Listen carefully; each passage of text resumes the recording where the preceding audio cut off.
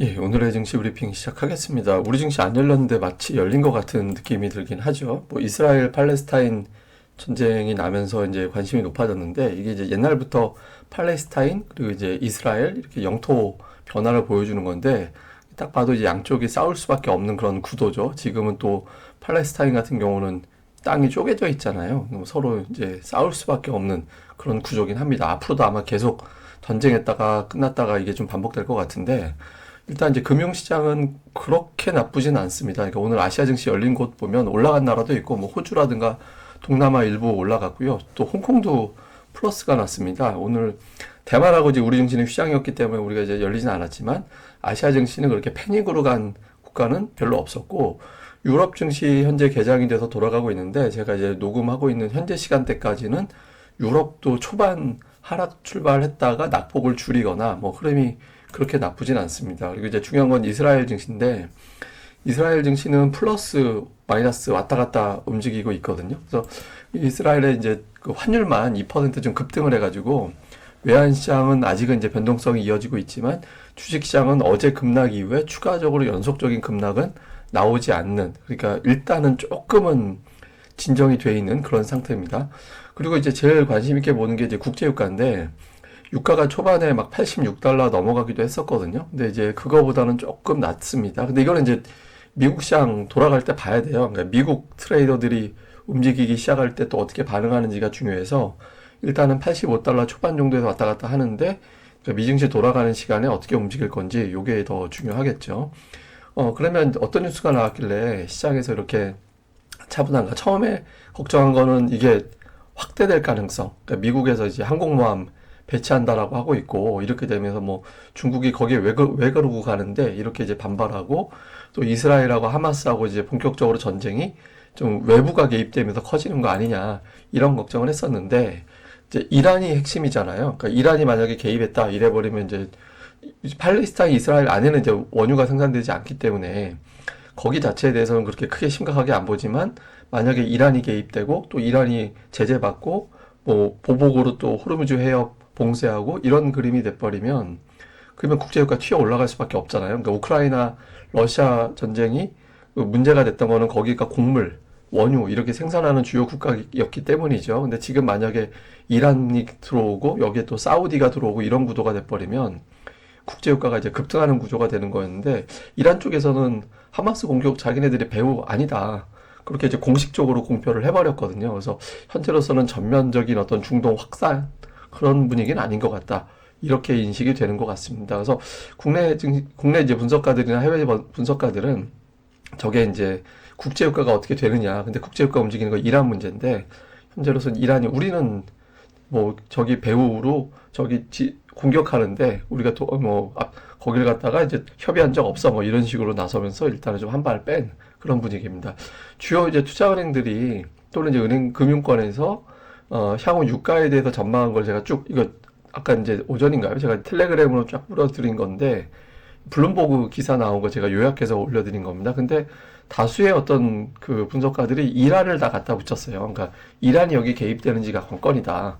그래서 이란이 개입되지 않는다라면 또는 된다라면 여기에 따라서 판도가 확 달라질 거야. 이런 어떤 의견들을 제시를 했거든요. 근데 일단 이란이 저쪽에서 우리는 배후가 아니야 이래버리면서 조금 이런 우려가 완화가 된 게 현재 증시가 패닉으로 가진 않는 그런 이유가 됐던 것 같습니다. 근데 재밌는 건 이번 전쟁 이전에 헤지펀드들이 에너지주를 무지하게 팔았다라는 거예요. 지금 시간에서 에너지주가 또 올라가고 있거든요. 그래서 이게 그 헤지펀드들이 다시 되사느냐 아니면 이거 나머지 탈 수 있는 기회야 이렇게 활용을 할 거냐 에너지주들의 어떤 움직임이 추세로 다시 돌릴 건지 이것도 하나의 어떤 바로미터가 될 수 있어서 헤지펀드가 저걸 왜 팔았을까 또 이걸 빌미로 또 바꿔버릴까 아니면 계속 팔까 이걸 또 한번 주목을 해보는 것도 재밌을 것 같습니다. 재밌다고 하면 안 되죠. 참 잘 봐야 될 것 같습니다. 근데 이렇게 시장이 생각보다는 현재까지는 차별한 이유는 제가 오전에 올려드린 전쟁 상황과 과거 사례 딱 보여드린 거 있었잖아요. 그러니까 과거에 그 이스라엘 증시에서 어떤 움직임 보면 그때 당시에 그렇게 크게 충격받은 움직임은 아니었거든요. 하루 빠지고 그 다음에 올라갔던 사례가 있었고 코스피 같은 경우 국제유가도 잠깐 올라가긴 했지만 이제 다시 이후에는 이제 다시 내려오고 원래 가던 길 예, 그 전쟁 때문에 국제유가가 갑자기 그때 파다닥 튀어 올라가거나 그러진 않았거든요. 그때 이제 유가가 올라가던 시기였잖아요. 코로나 끝나고 나서 이제 글로벌 경제가 조금 회복될 수도 있겠다라는 식으로 해서 올라가던 추세여서 이것 때문에 그때 특별하게 이제 유가가 튀지는 않았었거든요. 코스피도 마찬가지로 이때 하락한 거는 그때 전쟁 때문에 하락한 게 아니었고, 예, 그래서 이것도 뭐 그때 당시에 그 전쟁이 치명적인 어떤 결과를 초래하지는 않았었다라는 거예요. 왜냐면 이제 길게 안 갔으니까. 예, 그리고 2014년도에 50일 갔던 전쟁 때도 국제유가가 잠깐 반등하긴 했지만 어차피 내려갈 길 계속 내려갔다. 그래서 이제 그러니까 팔레스타인하고 이스라엘 쪽은 원유가 나는 지역이 아니니까 거기 안에서만 아웅다웅 하면 또 짧게 끝나면 그렇게 증시에는 치명적이지 않았더라. 과거 사례를 보고 투자자들이 뭐 일단은 좀 보자. 이렇게 이제 움직인 것 같습니다. 향후에 이제 관전 포인트를 보면 국제유가는 현재로서는 안정될지는 더 봐야죠. 예, 지금은 괜찮긴 한데 국제유가 추세가 저점, 고점 높이던 추세가 깨져버렸었거든요. 근데 그걸 뚫고 다시 올라가 버린다면, 그러니까 한 WTI 기준으로 한 88달러 정도 될 건데 오늘 그 해외 쪽에서 분석 나오는 걸 보면 100달러 넘어가지 않으면 브렌트유 기준으로 얘기하는 것 같아요. 그러니까 100달러 넘어가지 않는다라면 중앙은행들이 긴축 정책을 바꿀 것 같진 않다. 그러니까 이제 근데 100달러는 너무 지금부터 먼 얘기라서 이제 투자자들이 위협을 느끼는 거는 90달러 다시 돌파하면 좀 위협을 느낄 거예요. 그래서 일단은 이제 90달러 안쪽에서 이번 재료가 마무리가 되는지 이걸 좀 봐야 될 거고, 그 다음 이제 미국에서 방산주나 에너지주들이 좀 반응할 가능성이 있는데 중요한 건 이제 빅테크입니다. 그러니까 빅테크가 투자 심리를 직접적으로 보여주는 게 될 수 있잖아요. 그래서 이런 어떤 이슈에서 자금이 버텨주느냐, 이제 뭐 특히 이제 그동안에 잘 버텨냈던 종목들이 있잖아요. 마이크로소프트, 아마존, 엔비디아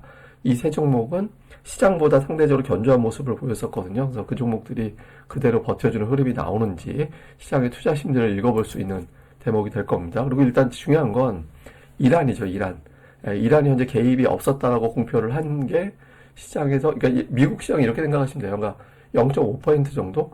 예, 그 정도로 방어가 된다라면 일단 시장에서는 한번 지켜보자. 이런 모드로 가는 거고, 그 이상 빠져버리면 우리 증시도 조금 영향을 받는, 예, 그런 구조가 될 수 있거든요. 이게 미국이 오늘 채권이 휴장이라 금리를 안 보게 되거든요. 그러니까 금리를 안 보게 되는 상황에서 주식시장이 이제 금리에 딸려서 움직이다가 이제 그게 없어진 상태라서 일단 국제유가가 금리 역할을 할 것 같은데, 어쨌든 국제유가 영향 중에 이제 이란 문제였는데 이란이 일단 한 발 빼고 움직여서 요게 이제 주식시장에 그대로 반영이 되는지 볼 필요가 있습니다. 그리고 또 우리 입장에서 중요한 건 이제 반도체.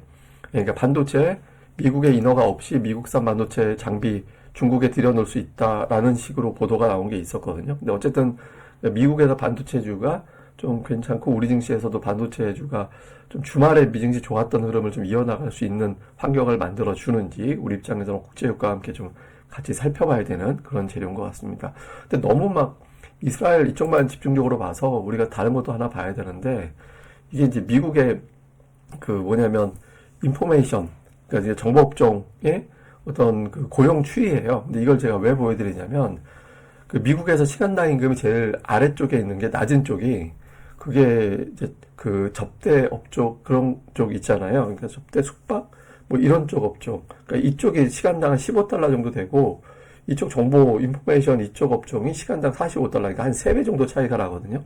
근데 이쪽이 지금 계속 꺾이고 있어요. 그러니까 다른 쪽이 이제 고용지표가 데이터가 올라가고 있다면 이쪽은 좀 줄어들고 있거든요. 그래서 이게 이제 좋게 보면 인플레이션이 진정되는 건데, 나쁘게 보면 이게 꺾이는 상황에서 경기 침체가 오곤 했었거든요. 그래서 투자자들이 적당히 내려가는 건 인플레이션이 진정되는 걸로 보겠지만, 너무 가파르게 이게 나빠지면 이제 경기 침체 쪽으로 언제든지 또 몰아갈 수도 있는 상황이 될 수 있거든요. 그러니까 이게 이제 줄어드는 속도가 향후에 완만해지는지 이것도 좀 잘 지켜봐야 되는 데이터입니다. 지금은 그냥 시간당 임금 비싼 쪽에서 내려오고 싼 쪽으로 넘어가고 있구나, 그래서 침체는 아니구나 이렇게 되는데, 고용지표가 너무 나쁘게 나오는 것도 시장이 언제든지 부정적으로 돌아설 수 있거든요. 그래서 뭐 배드 뉴스가 반드시 굿 뉴스다 이렇게 되기보다는 좀 완만하게 내려가주는 그런 흐름이 나오는지 이런저런 데이터들도 자꾸 살펴보시는 것도 중요할 것 같습니다. 예, 그럼 또 오늘 하루 잘 보내시고요. 저는 또 다음 방송에서 뵙겠습니다. 이 방송 좋아요와 구독하기 부탁드리겠습니다. 사실 이게 지금 3번째입니다. 방송 제가 한번 했다가 갈아엎었다가 숫자가 계속 지수들이 바뀌어서 3번째 녹음인데, 어쨌든 뭐 또 지수는 또 바뀌겠죠. 그럼 이번에는 또 녹음은 다음으로 미뤄야 될 것 같습니다. 예, 감사합니다.